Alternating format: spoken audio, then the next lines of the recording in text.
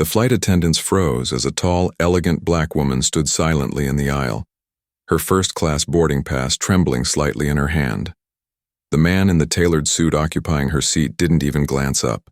Instead, he muttered, "This must be a mistake. She belongs back there." The cabin went still. Eyes turned. Whispers rose like static. The attendant's smile faltered as she said the words that burned through the woman's chest. "Ma'am, please step aside." For 12 unbearable minutes, humiliation replaced her pride. But what no one on that plane knew was who she truly was, and that in less than 15 minutes, the woman they just degraded would hold the power to ground them all. Just 12 hours earlier, Dr. Alana Reeves had stood before a crowd of investors in New York, her calm voice commanding a billion-dollar vision.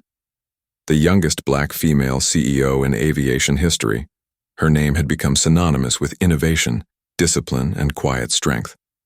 But success hadn't come easily. Behind her polished composure were decades of nights spent proving herself in rooms where her brilliance was doubted before she even spoke. She was flying home that afternoon, not as a celebrity or public figure, but simply a daughter heading to surprise her mother for her 70th birthday. She wore no designer label, no sign of wealth, just comfort and humility.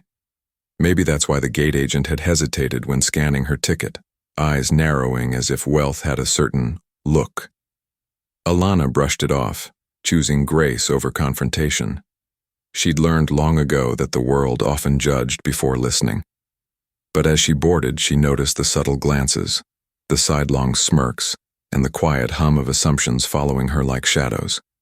She found her seat, 1A, first class. Yet, before she could settle, the man already sitting there looked up, then back down, pretending not to see her. When she gently said, "Excuse me, I believe this is my seat," he sighed loudly, muttering something about entitlement and mistakes people make when they can't read boarding passes. The flight attendant arrived. Instead of checking his ticket, she checked hers. And in that small, humiliating moment, Alana felt it, the sting she hadn't felt in years. Not from ignorance, but from the silent confirmation that even her success couldn't shield her from being seen as less than. She took a deep breath, unaware that this quiet humiliation was about to unfold into something far, far greater than anyone could imagine.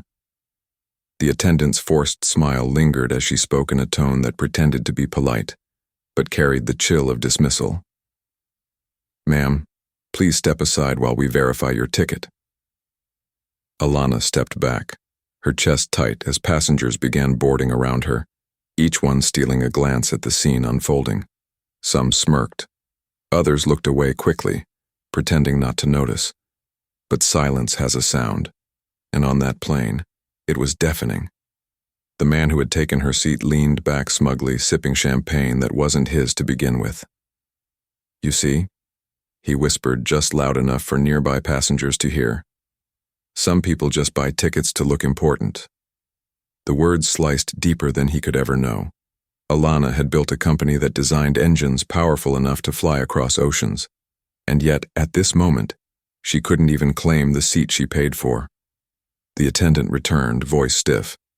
"Ma'am, it appears there's been an error. You're assigned to row 14, not 1A. Could you please double-check?" Alana asked calmly, her voice trembling only slightly. The attendant sighed. "Security can assist you if there's a further issue." No apology, no respect, just the cold tone of authority, used not to protect, but to put someone in their place. Alana glanced at the boarding pass in her hand. Printed clearly in bold, 1A, first class. But when she tried to show it again, the attendant's eyes flicked to the line behind her, avoiding the truth entirely. As she made her way down the narrow aisle toward economy, the humiliation pressed down heavier with every step. A man offered her a pitying smile. Another shook his head as if she had caused the inconvenience. Row 14 felt like a punishment, not a seat. When the plane finally took off, she sat in silence, hands clasped, watching clouds blur past. Her heart beat not from embarrassment anymore, but from something sharper, resolve. On her wrist, her smartwatch blinked with an alert, an internal system message from her company's aviation network. Her airline, Reeves Aerospace, monitored thousands of flights daily for safety and compliance. And at that moment, the system flagged a minor engine irregularity on this very flight. Her eyes widened.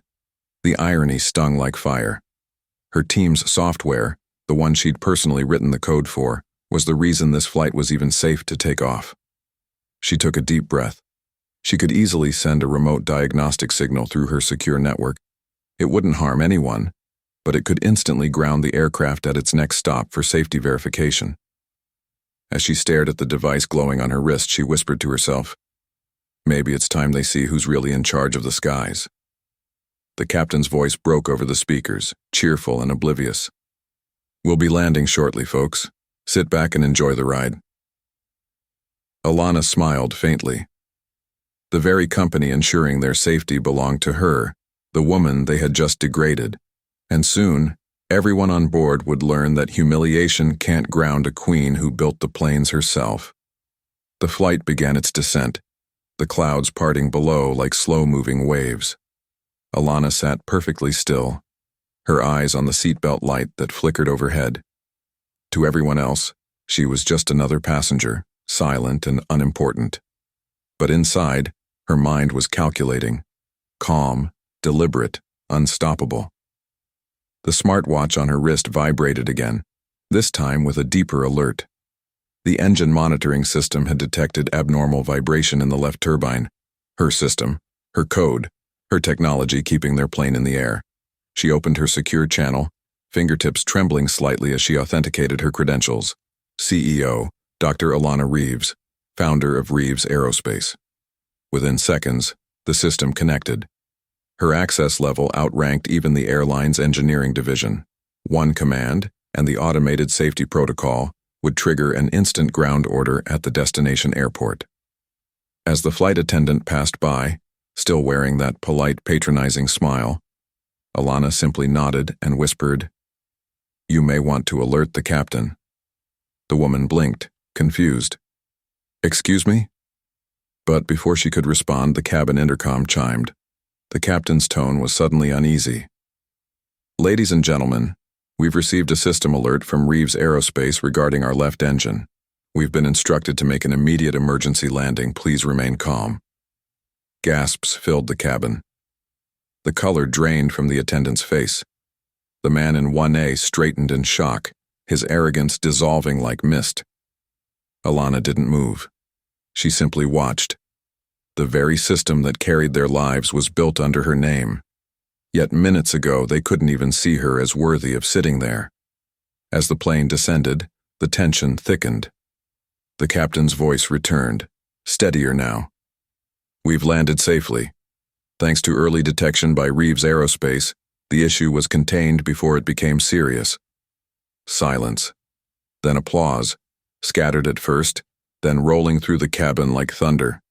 But the attendant's eyes met Alana's, trembling with realization.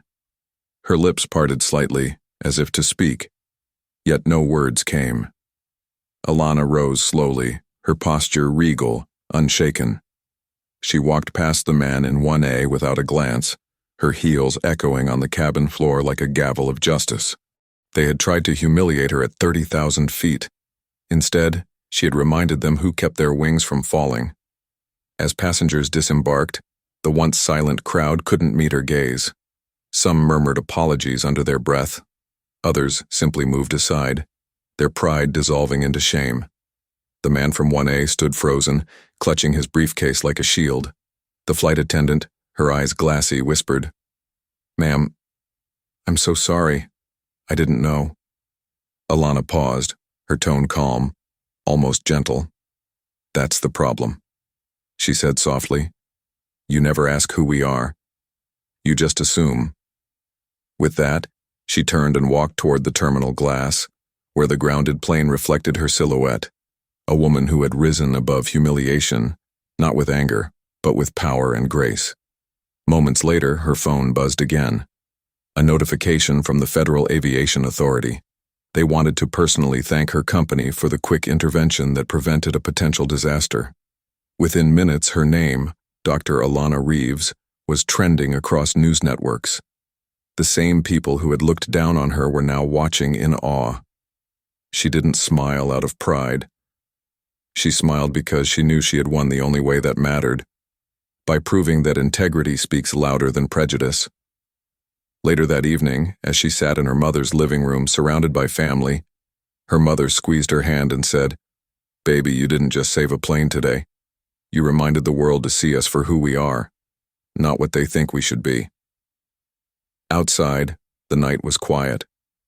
The same stars she'd flown beneath now looked softer somehow, as if even the sky had bowed in respect. And somewhere out there, perhaps on another flight, another woman of color would take her seat without fear, because one woman refused to be moved. Racism still flies in many forms, but grace, courage, and truth always land stronger. If this story moved you, like for Dr. Alana's strength, share it to remind others that dignity has no color, and comment below. Respect should never need permission.